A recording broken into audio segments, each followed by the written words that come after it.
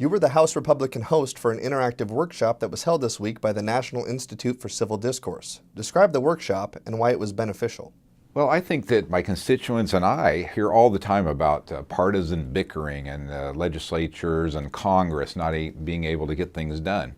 And so this workshop was hosted by four of us, one from the House Democrats and Republicans, Senate Democrats, to bring us together to figure out ways that we can better communicate, work more effectively together, and not only that, but to find ways that maybe the structure could be improved to enable that. And it was really worthwhile. I learned some things. It was interesting to see the commonalities that folks that you would think maybe opposite sides of the aisle actually were inspired to enter politics by the very same person. And same frustrations with our current system, and it's that background and some of the action plan to come out of that I think eventually is going to make some changes to make us function better and produce better legislation. You're co-sponsoring House Bill 1001, which would fund education first in the state budget. Tell me more about that bill.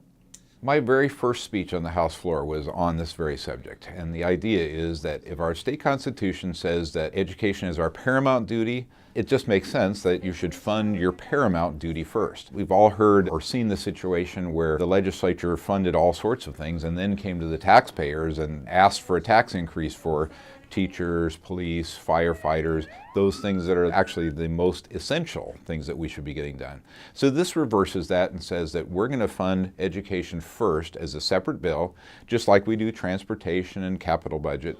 And then after we've taken care of that, then we say, okay, now we'll use the remaining amount to pay for the other programs. It just makes sense, and I'm hoping that after working at this for years, that it's actually going to get some real attention, and we do fund our priorities first. And as we all know, the McCleary decision is part of what's driving this. I think this is a good step towards making sure that we get that done. You're currently working on some foster care legislation. Why is this issue so important to you, and how can constituents get involved? Foster care became an issue for me last session because foster parents that I know brought some issues to my attention, and it's really stirred a passion in me more than a lot of other issues because it just really impacts people personally and it impacts children's lives. And I think there are some ways that we can fix it. You know, all 50 states are trying to get this right, but nobody's got it perfect. And so I think there are some ways that we can address it.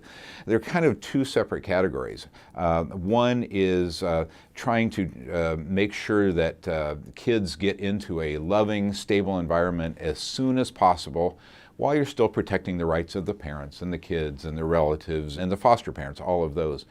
A second issue that's come up, foster parents making me aware of a letter they got saying that foster parents and their families have to have a flu shot in order to be foster parents. And I'm not so sure I want to get the flu shot because, it's only 50% effective or so this year. So that got me thinking about, okay, this may be an issue that's maybe unnecessarily raised, but maybe there are other issues that are standing in the way and chasing foster parents away when we have a lack of foster parents to take care of these kids, and it's a crucial part of society these days. So I'm having meetings with DSHS, the Attorney General's office, foster parents, just getting people in the same room to have conversations to figure out what's the best solution that we can all come to agreement on. You're a passionate advocate for transportation reform. What are one or two bills that you're working on that would institute much-needed reforms? Well, last year we had a work session to talk about what are the cost drivers that are bringing up the cost of transportation projects. And there was some testimony that said we could even be paying up to double what other states are paying for transportation projects. So one of the topics that was addressed was the permitting process. And Representative Zeiger has a bill that I've co-sponsored with him to expedite the permitting process for repair of bridges that are in a sad state of affairs. When the bridge came down about a year or so ago over I-5, we went to work and we got that thing permitted and rebuilt in an expeditious manner at a reasonable cost.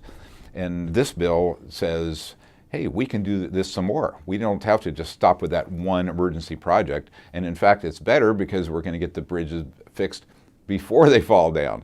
So it's just one example of the many reforms that we're working on to get the cost down.